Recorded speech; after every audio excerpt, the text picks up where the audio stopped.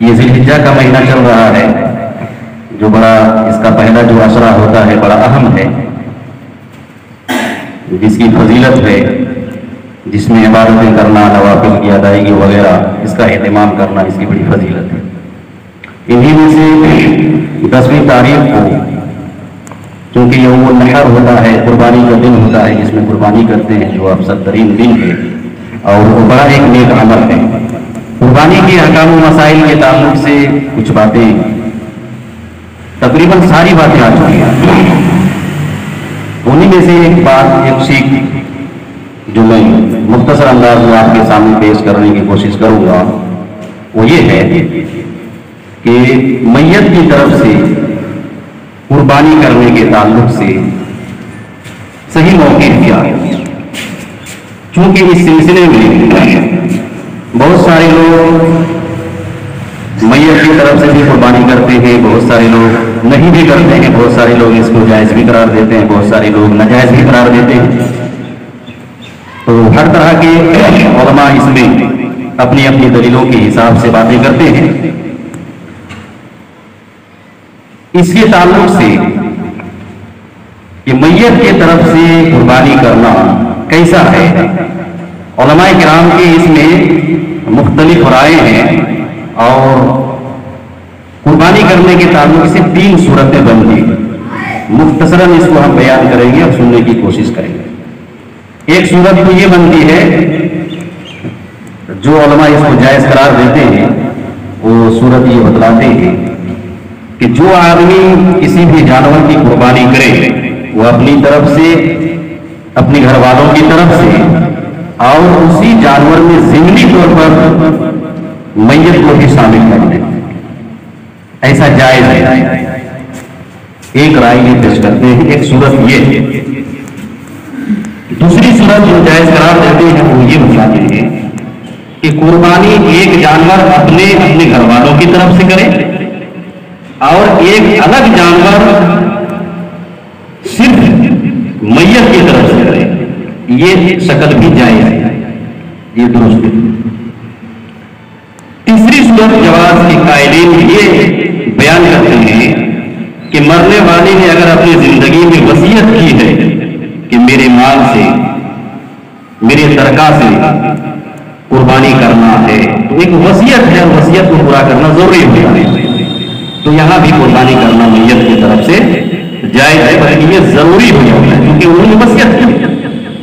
یہ 3 شکلیں ہیں، 3 صورتیں ہیں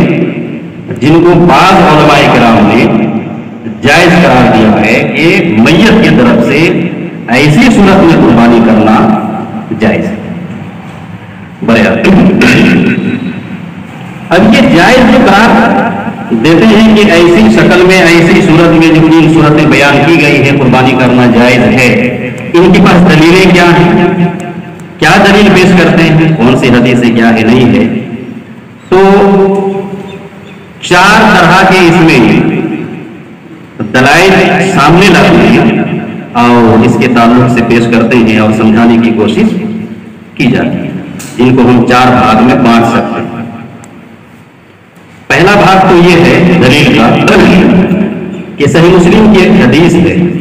جو حضرت عائشہ رضی اللہ تعالیٰ عنہا راوی حدیث ہے، وہ بیان فرماتی ہے کہ حدیث کا آخری ٹکڑا ہے کہ اللہ کے رسول صلی اللہ علیہ وسلم نے جانور ذبح کیا، میٹھا وغیرہ قربانی اپنی طرف سے، اس میں آپ نے جو دعا کی ہے اللہم تقبل من محمد ومن آل محمد ومن امت محمد،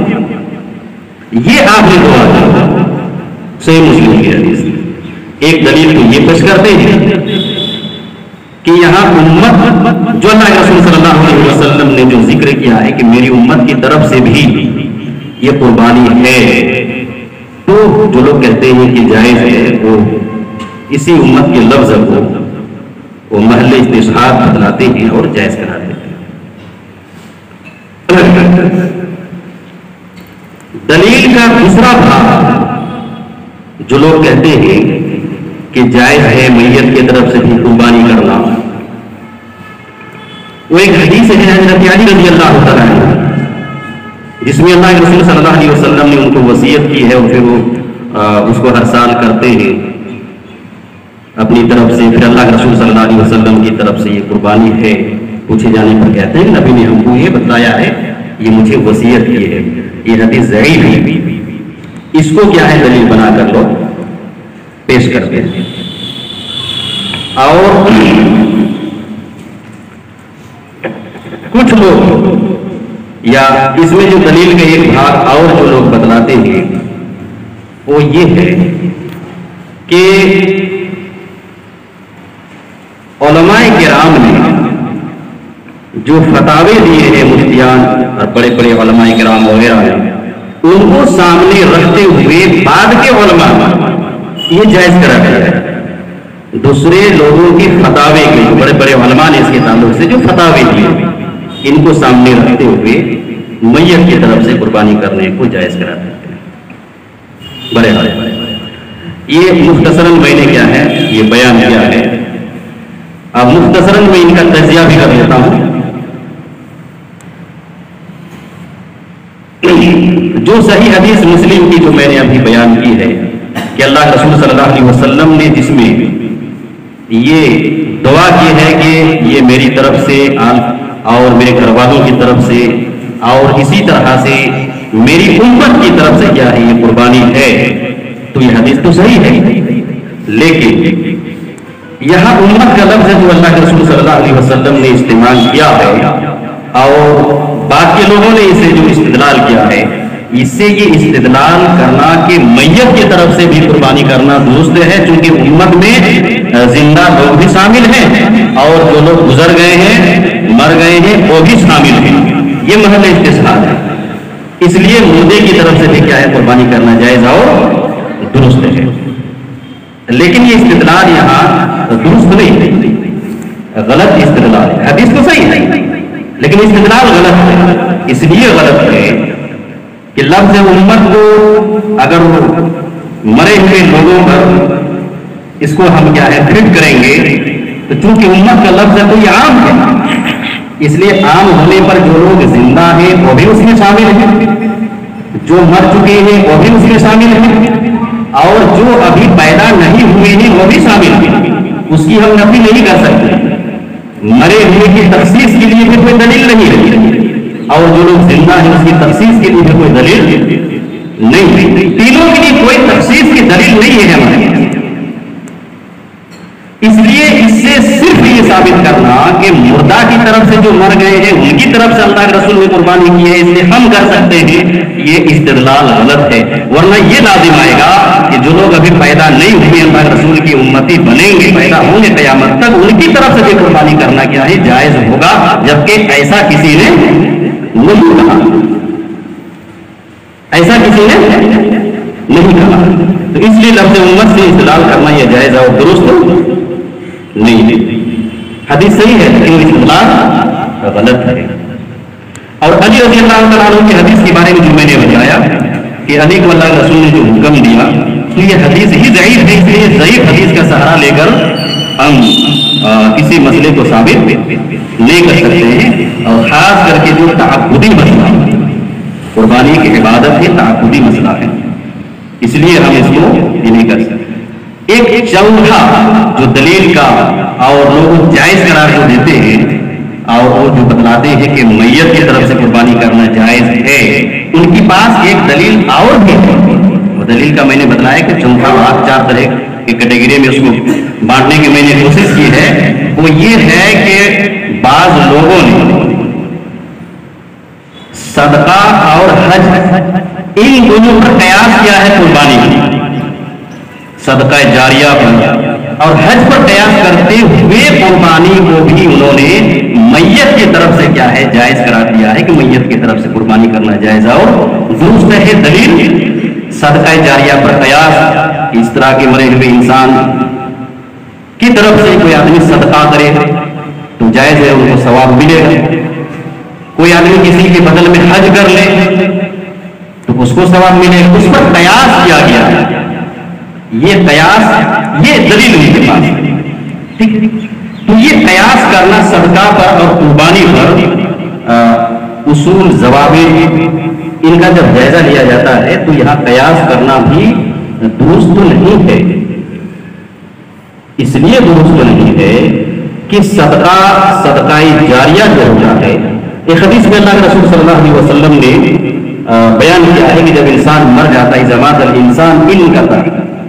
عملہ، اس کا عمل دنیا سے رک جاتا ہے، ٹوٹ گیا رشتہ اس کا دنیا سے، کوئی نیکی نہیں پہنچ رہی ہے۔ پھر اللہ کے رسول صلی اللہ علیہ وسلم نے حصر کیا ہے مگر 3 چیز کے ذریعے سے اس کو نیکی پہنچتی ہے، وہ 3 ذریعہ ہے، اس کی وضاحت اللہ کے رسول نے کی۔ ایک صدقہ جاریہ ہے۔ صدقہ جاریہ کا مطلب یہ ہے کہ انسان اپنی زندگی میں کوئی ایسا نیک عمل کر جائے، مسجد بنا دیا ہے، مدرسہ بنا دیا ہے، عام لوگوں کو پانی پینے کے لیے کنواں بنا دیا ہے، چپا کر لگوا دیا ہے وغیرہ، جس سے عام آدمی مستفید ہو رہے ہیں، یہ صدقہ جاریہ ہے۔ جب تک آدمی اس سے مستفید ہوگا، جس آدمی نے کیا ہے یہ اچھا کام کیا ہے اس کو نیکی ملتی رہے گی، صدقہ جاریہ ہے۔ اسی طرح سے کوئی آدمی اپنے پیچھے نفع بخش علم میں چھوڑ کے جاتا ہے، کتابیں لکھی ہیں، تقریریں کی ہیں، اور جب تک ان کے اس علم سے لوگ فائدہ اٹھا رہے ہیں تب تک اس آدمی کو فائدہ ملتا رہے گا، نیکیاں ملتی رہے گی مرنے کے بعد بھی، صدقہ جاریہ ہے۔ اسی طرح سے جو آدمی اپنی نیک اولاد اپنے پیچھے چھوڑ کر گیا، نیک تربیت کی ہے، نیک اولاد، وہ اولاد اپنے ماں باپ کے لیے کیا ہی دعا کرے گی، اس کی دعا ماں باپ کے حق میں قبول ہوگی۔ یہ نیکی کیا ہے اس کو، یہ ہے صدقہ جاریہ جو اللہ کے رسول صلی اللہ علیہ وسلم نے بیان کیا۔ اس کے ذریعے سے مرنے والے کو ثواب پہنچتا رہے گا۔ اب قربانی یہ صدقہ جاریہ نہیں ہے، قربانی ایک محدود وقت میں، محدود دن میں، محدود ٹائم میں کیا ہے ایک عبادت کا حکم ہے۔ جب اس کے صدقہ عام طور پر آپ دن کے، رات کے، مہینے کے، ہفتے کے کسی بھی دن میں کیا ہے آپ کر سکتے ہیں، وہ خاص نہیں۔ اس لیے صدقہ پر اس کو کیا ہے فٹ کرنا یہ جائز اور درست، قیاس کرنا یہ جائز اور درست نہیں ہے۔ دوسری بات یہ ہے صدقہ پر قیاس کرنا اس لحاظ سے بھی جائز نہیں ہے کہ صدقہ جو ہوتا ہے یہ غریبوں مسکینوں کے اوپر کیا جاتا ہے، آپ مالداروں کے اوپر صدقہ نہیں کر سکتے، آپ غریبوں مسکینوں کو صدقہ کیجیے، وہ کھائیں گے۔ اور قربانی جو کر رہا ہے آدمی، قربانی کرنے والا اور صدقہ کرنے والا میں فرق یہ ہے کہ صدقہ کرنے والا اپنا صدقہ کیا ہوا مال خود نہیں کھا سکتا، جس کو دیا ہے وہ کھائے گا، وہ بھی کسی کو دے سکتا ہے، خود نہیں دے سکتا۔ قربانی کرنے والا قربانی کا گوشت خود کھا سکتا ہے، دوسروں کو کھلا سکتا ہے وغیرہ۔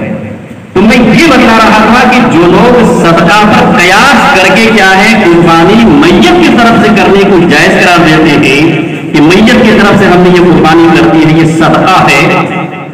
یہ جائز اور قیاس بھی غلط ہے فقہ کے اصول کے حساب سے۔ قیاس مع الفارق اس کو کہتے ہیں جو علماء اس کو سمجھتے ہیں۔ اسی طرح سے حج پر بھی اس کو کیا ہے قیاس کرنا جائز اور درست نہیں ہے، قیاس مع الفارق ہے۔ علامہ حسین رحمۃ اللہ علیہ نے باقاعدہ طور پر کسی بھی چیز کو کسی بھی چیز پر قیاس کرنے کے لیے کئی شرطیں ان کی بیان کی ہیں، جن میں سے ایک شرط انہوں نے لکھا ہے کہ جس چیز پر قیاس کیا جا رہا ہے جس کو، اس کے اندر جو اصل ہے جو علت ہے وہ علت اس فرع میں بھی پایا جانا ضروری ہے۔ فرع میں اصل کے اندر جو علت وہ علت فرع میں پایا جانا ضروری، پھر ہم قیاس کر سکتے ہیں۔ اگر ایسا نہیں ہے تو قیاس مع الفارق ہے، اس کو ہم قیاس نہیں کر سکتے۔ تو ہم مختصراً یہ کہنا چاہتے ہیں کہ صدقہ پر قربانی پر قیاس کر، یہ حج پر قیاس کرتے ہوئے قربانی کو ہم میت کی طرف سے کیا ہے خاص کر دیں گے، ایسا کرنا جائز اور درست نہیں ہے۔ دوسری بات یہ ہے کہ اللہ کے رسول صلی اللہ علیہ وسلم نے جو قربانی کی ہے اپنی طرف سے اور کہا ہے کہ یہ میرے گھر والوں کی طرف سے ہے، اور ایک جانور کیا ہے میری امت کی طرف سے ہے، تو میری امت کی طرف سے ہے تو اس کا مطلب یہ ہے کہ اس وقت جو لوگ زندہ تھے، مرے ہوئے اس میں شامل نہیں ہے، جو لوگ زندہ تھے۔ اس لیے ایک حدیث میں جو جابر کی اللہ کے رسول بیان فرماتے ہیں، ابو داؤد کی حدیث ہے جس میں صراحت ہے کہ جو لوگ قربانی نہیں کر سکے، جو لوگ میری امت میں سے قربانی نہیں کر سکے ہیں ان کی طرف سے کیا ہے یہ قربانی ہم پیش کر رہے ہیں، اس میں وضاحت کر دی گئی ہے۔ تو اس سے زندہ لوگ مراد ہیں، مردے لوگ اس میں شامل نہیں ہے، ورنہ پھر ہمیں آئندہ آنے والے لوگوں کو بھی شامل کرنا ہوگا جبکہ اس کا کوئی قائل نہیں ہے۔ دوسری بات اس کے تعلق یہ ہے، حافظ ابن حجر رحمۃ اللہ علیہ نے باقاعدہ طور پر فتح الباری میں اس کے تعلق سے لکھا ہے کہ نبی نے جو اپنی طرف سے اپنی امت کی طرف سے کیا یہ نبی کے لیے خاص ہے کہ نبی کی امت ہے، نبی نے اپنی امت کی طرف سے کیا، ان کے درد کو سمجھتے ہوئے ایسا کیا ہے، باقی امت کے لیے آپ نے کرنے کا ایسا نہیں کہا اور کسی کے لیے ایسا کرنا جائز نہیں، ہماری آپ کی کوئی امت نہیں ہے۔ علامہ ناصرالدین البانی رحمۃ اللہ علیہ نے حافظ ابن حجر کے اسی قول کو کیا ہے ارواء الغلیل میں نقل کرنے کے بعد تفصیلاً کیا ہے ذکر کیا ہے اس کے تعلق سے، اور انہوں نے یہ ثابت کرنے کی کوشش کی ہے، بلکہ ثابت کیا ہے کہ یہاں امت کے لفظ سے جو لوگوں نے مردے کو استدلال میں لے آیا ہے یہ غلط ہے، اور میت کی طرف سے کیا ہے قربانی کرنے کو جائز قرار دینا یہ جائز اور درست نہیں ہے۔ باقاعدہ طور پر انہوں نے کیا ہے تفصیلاً وہاں پر ذکر کیا ہے، اور تخصیص کی طرف انہوں نے بھی اشارہ کیا ہے کہ اللہ کے رسول کے ساتھ خاص تھا جو اللہ کے رسول صلی اللہ علیہ وسلم نے اپنی امت کی طرف سے قربانی کی ہے، اور اس سے بھی مراد کیا ہے زندہ لوگ ہیں نہ کہ مردے لوگ۔ اور جس حدیث ایک حدیث میں ہے جو اللہ کے رسول صلی اللہ علیہ وسلم نے جس میں بیان کیا ہے کہ میری امت میں سے ان لوگوں کی طرف جنہوں نے توحید و رسالت کی گواہی دی، توحید و رسالت کی جن لوگوں نے کہیں گواہی دی ہے، مراد یہ ہے کہ جو لوگ ایمان لائے ہوئے ہیں، پرزنٹ ہے اس وقت، گواہی دینے کا مطلب نہیں گواہی یہ مر گئے دنیا سے چلے گئے وہی شامل ہے۔